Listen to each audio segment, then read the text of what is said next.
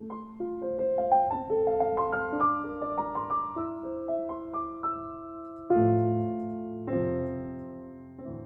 visiem! Es esmu Kārlis. Tātad es pašlaik atrodos šajā brīnišķīgajā vietā, kas ir Kurmens jauniešu centrs.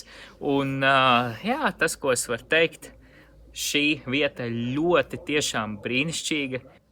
Paldies Aigaram un Baibai par to, ka viņi arī uzņēma mums oāzē.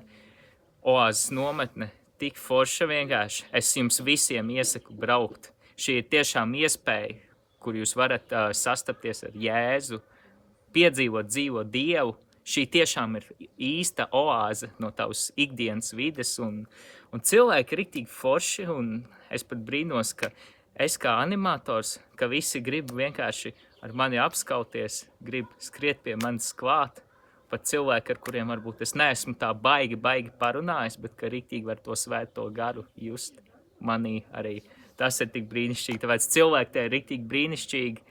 Jā, šis ir tāds tiešām ļoti brīnišķīgs paraugs, kā cienīt viens otru, kā mīlēt viens otru, apskaušanās, krustiņu zīmēšana uz pieres.